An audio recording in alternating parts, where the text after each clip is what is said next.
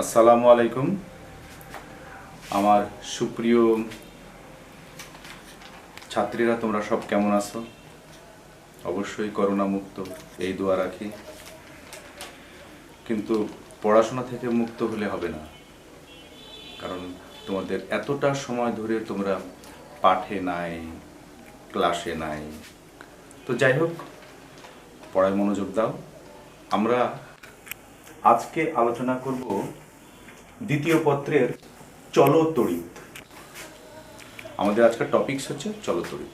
চলতড়িতের ভেতরে কি আছে? চলতড়িতের ভেতরে আছে তড়িৎ প্রবাহ। তড়িৎ প্রবাহটা কি জিনিস? আমরা জানি প্রত্যেকটা পদার্থের ভেতরে অসংখ্য অণুপরমাণু আছে। অণুপরমাণু দিয়ে পদার্থগুলো গঠিত হয়। তো এখন অনেকগুলো অণুপরমাণুর ভেতরে ইলেকট্রন আছে। সেই ইলেকট্রনগুলো আবার কি করে? পদার্থের ভেতরে বিক্ষিপ্তভাবে ছোটাছুটি করে। যেমন ধরো যে একটা আবদ্ধ পাত্রে কিছু গ্যাস নিয়ে রাখলে কি হবে? গ্যাসীয় অণুগুলো ওই আবদ্ধ পাত্রের ভেতরে, তার ভেতরে যে ইলেকট্রনগুলো আছে সেগুলো প্রচণ্ড রকমের নিজেদের সঙ্গে সংঘর্ষে লিপ্ত হয়। ঠিক তেমনি কোনো একটা পরিবাহী যদি আমরা নিই, ধাতব পরিবাহী, সে ধাতব পরিবাহীর ভেতরে যে মুক্ত ইলেকট্রনগুলো আছে, সেই মুক্ত ইলেকট্রনগুলো একে অপরের সঙ্গে সংঘর্ষ ঘটায়।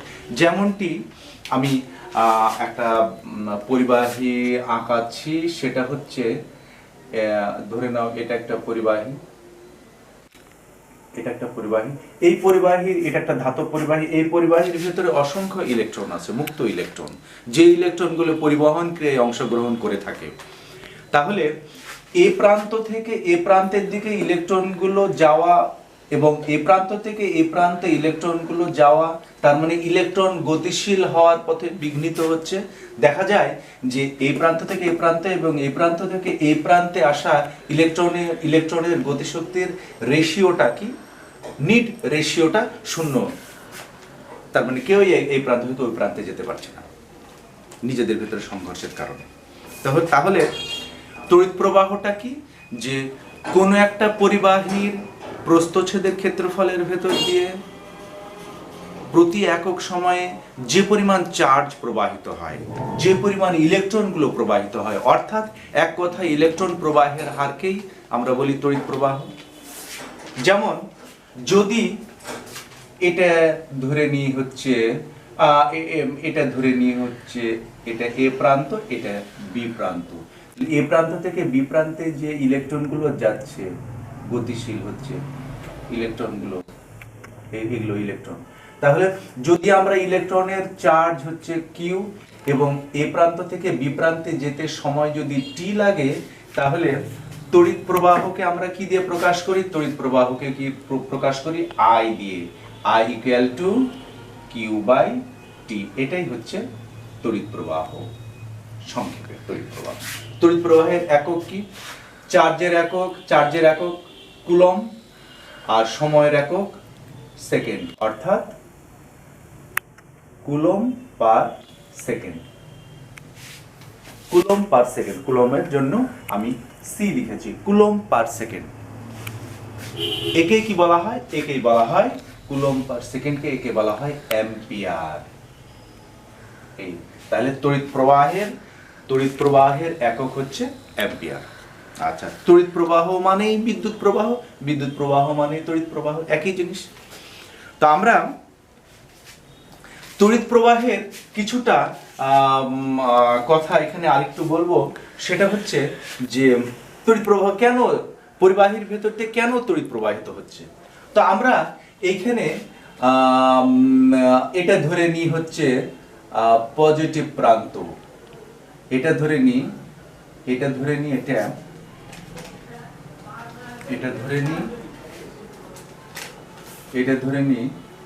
পজিটিভ প্রান্ত, এটা ধরে নিই নেগেটিভ প্রান্ত। এটা হচ্ছে ঋণাত্মক আর এটা হচ্ছে ধনাত্মক প্রান্ত। এই প্রান্ত আর এই প্রান্ত, ঋণাত্মক আর ধনাত্মক। আচ্ছা, এখন এটাকে আমরা বলি নিম্ন বিভব, এটাকে বলি উচ্চ বিভব প্রান্ত। এটা হচ্ছে উচ্চ বিভব প্রান্ত, আর এটা হচ্ছে নিম্ন বিভব প্রান্ত। আছে। এখন তোমাদের আরেকটা জিনিস জানা দরকার, সেটা হচ্ছে যে পজিটিভ এবং নেগেটিভ চার্জ এটা কি জিনিস, চার্জটা কি জিনিস, যার উপস্থিতিতে কোনো বস্তু আকর্ষণ ও বিকর্ষণ করতে পারে। এগুলো আমরা স্থির তড়িতে আমরা আলোচনা করেছি। আচ্ছা, তো এখন দেখো যে loss of electron and absence of electron create positive charge.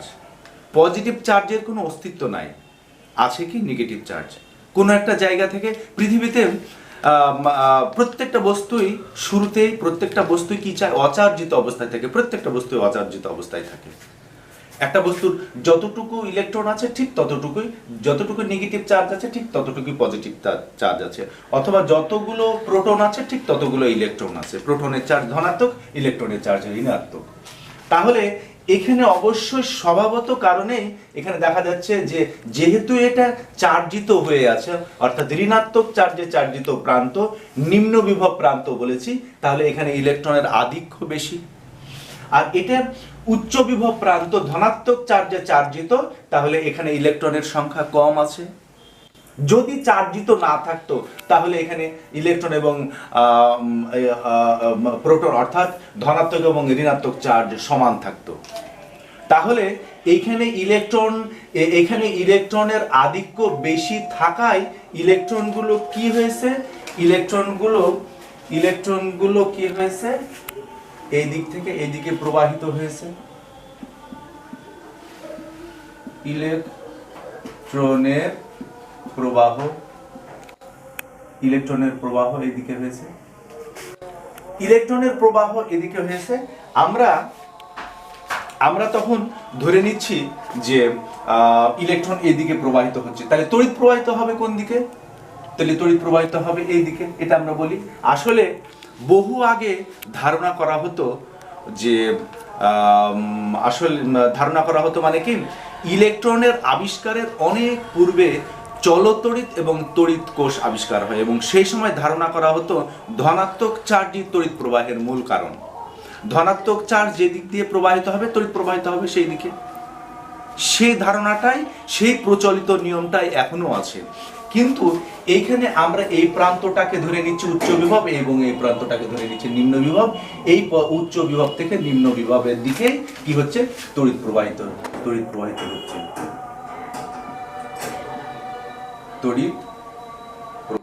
প্রবাহ এদিকে হচ্ছে। অর্থাৎ ইলেকট্রনের প্রবাহ আর তড়িৎ প্রবাহ কোন দিকে, বিপরীত দিকে।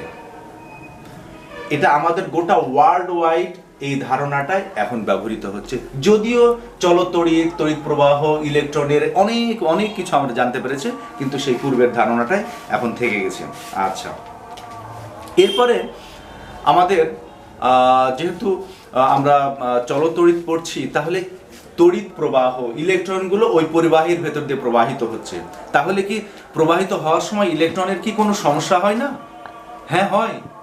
যেমন যখন কোনো ইলেকট্রন কোনো পরিবাহীর ভেতর দিয়ে, পরিবাহীর যে আন্তঃআণবিক গ্যাপগুলো আছে, আন্তঃআণবিক সেই গ্যাপেরগুলোর ভেতর দিয়ে কোন ইলেকট্রন, মুক্ত ইলেকট্রনগুলো যখন প্রবাহিত হয়, তখন তাদের ওই পরিবাহীর পরমাণু তাদের বাধা দেয়। পরমাণুগুলো বাধা দেওয়ার কারণে ইলেকট্রনের প্রবাহটা ব্যাহত হয়, বিঘ্নিত হয়। এই ঘটনাটাকে বলা হয় রোধ। রোধটা কি জিনিস, সংজ্ঞাটা জেনে নাও। যে পরিবাহীরই একটা ধর্ম, যে ধর্মের কারণে ওই পরিবাহীর ভেতর দিয়ে তড়িৎ প্রবাহের বাধা সৃষ্টি করে, এটাই হচ্ছে রোধ। রোধকে কি দিয়ে প্রকাশ করা হয়? রোধকে আর দিয়ে প্রকাশ করা হয়। রোধের একক ওহম, এর প্রতীক এই ওহম। জর্জ সাইমন ওহমের সূত্র আছে, আমরা সেটাও পড়বো। তার নাম অনুসারে রোধের একক দেওয়া হয় ওহম। আচ্ছা, তাহলে রোধের ব্যাপারটা আবার কি, যে তাহলে কি হচ্ছে, যে রোধ আবার কি, পরিবাহীর রোধ। কিসের উপরে? দৈর্ঘ্যের উপরে নির্ভরশীল, তারপরে তাপমাত্রার উপরে নির্ভরশীল, উপাদানের উপরে নির্ভরশীল, পরিবাহীর প্রস্থচ্ছেদের ক্ষেত্রফলের উপরে নির্ভরশীল। কিন্তু আমরা যদি পরিবাহীর দৈর্ঘ্য, প্রস্থচ্ছেদের ক্ষেত্রফল, উপাদান স্থির রেখে শুধু তাপমাত্রা বাড়াই দিই, তাহলে রোধ বেড়ে যাবে। এর কারণটা কি?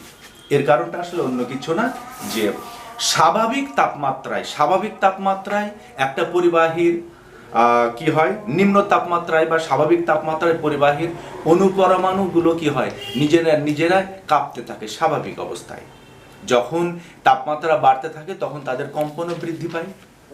যেমন আমি বলি যে এইখানে যে ইলেকট্রনগুলো এদিকে গতিশীল, এ প্রান্ত থেকে বি প্রান্তের দিকে যখন ইলেকট্রনগুলো গতিশীল হয়, তখন ওই ইলেকট্রনগুলো কি হয়, ওই পরিবাহীর আন্তঃআণবিক গ্যাপ আছে, তার ভেতর দিয়ে পরমাণু আছে, তার ভেতর দিয়ে অণুগুলো আছে, তার ভেতর দিয়ে সে প্রবাহিত হচ্ছে। পরমাণুর সঙ্গে তাদের সংঘর্ষে যখন হয়, তখন কি হয়, ইলেকট্রনের গতিশক্তি পরমাণুতে স্থানান্তরিত হয়।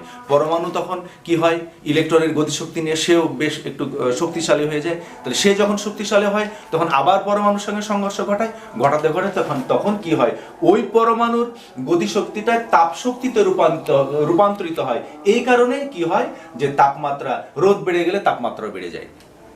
এটাই হচ্ছে মূল কারণ। তা আমরা একটু দেখে নিই যে আসলে কোন একটা ধাতব পরিবাহীর 0 ডিগ্রি সেলসিয়াস তার রোধ হচ্ছে R0, T ডিগ্রি সেলসিয়াস তার রোধ যদি RT হয়, এবং রোধের পার্থক্য, রোধের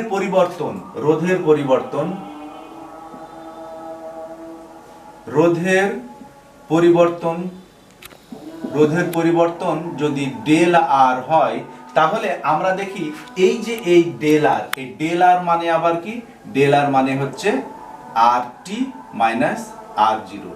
আচ্ছা, তাহলে এই ডেল আর কি হবে, ডেল আর আদি রোধের সমানুপাতিক R0। আর একটা ডেল আরটা কি হবে, আরেকটা হচ্ছে যে T ডিগ্রি সেলসিয়াস তাপমাত্রা T এর সমানুপাতিক।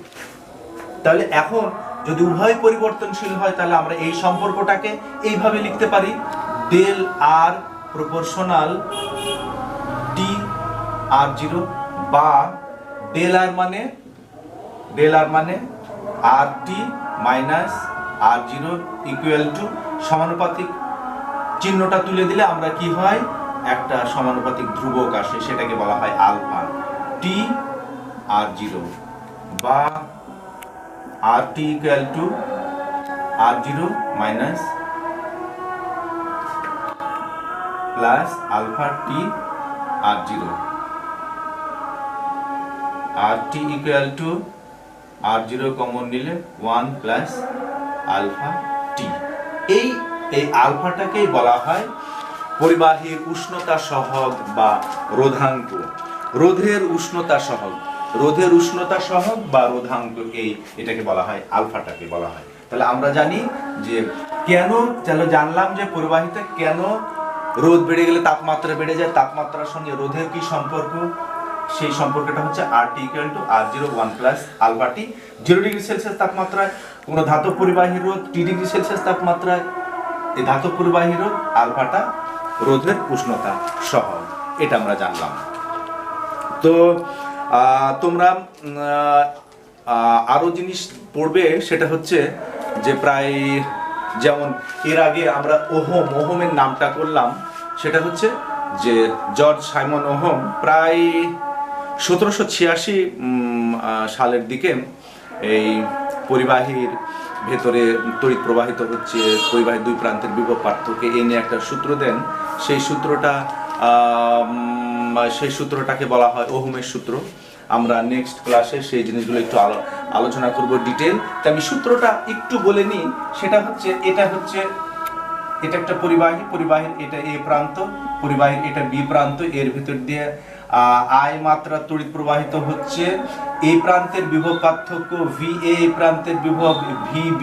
তাহলে বিভব পার্থক্য V equal to VA minus VB, যদি VA বড় হয় VB এর চেয়ে। ঠিক আছে, এর ভিতর দিয়ে চার্জ ইলেকট্রন প্রবাহিত হচ্ছে। তাহলে কি হবে যে নির্দিষ্ট তাপমাত্রা, যেহেতু রোদ তাপমাত্রার উপরে নির্ভরশীল, নির্দিষ্ট তাপমাত্রাটা স্থির রাখতে হবে। নির্দিষ্ট তাপমাত্রায় কোনো পরিবাহীর দুই প্রান্তের বিভব পার্থক্য কি হবে, ওর ভিতরে যে পরিমাণ তড়িৎ প্রবাহিত হচ্ছে তার সমানুপাতিক। তাহলে I প্রপোর্শনাল কি VA মাইনাস VB, বা I equal to G VA minus VB কে কি বলছি, V। এটাই জিটা কি, জিটা হচ্ছে 1/R, আরটা রোধ। জিটা হচ্ছে ওই পরিবাহীর পরিবাহিতা, আর আরটা হচ্ছে রোধ। ঠিক আছে, তাহলে আমরা এখন কি লিখতে পারি, 1/R V, এই যে V ইকুয়াল টু IR। এটাই হচ্ছে সেই বিশ্ববিখ্যাত জর্জ সাইমন ওহমের সূত্র, V ইকুয়াল টু IR। তো ঠিক আছে, তোমরা পাঠে অবশ্যই মনোযোগ হও। তোমাদের কোনো সমস্যা থাকলে আমাদের জানাও। আর আমরা সেকেন্ড ইয়ারের আরও অনেক ক্লাসগুলো নেব। এটা দ্বিতীয় পত্রে হচ্ছে চলতড়িৎ, স্থির তড়িৎ আছে, তারপরে আলোক বিজ্ঞান আছে, আধুনিক পদার্থ বিজ্ঞান আছে, চুম্বক আছে, অনেক পড়া আছে। পাঠে মনোযোগী হও, তাহলেই হচ্ছে মানে আমরা অনেক দূর পৌঁছাতে পারবো। ঠিক আছে, আচ্ছা, থ্যাংক ইউ, আল্লাহ হাফিজ।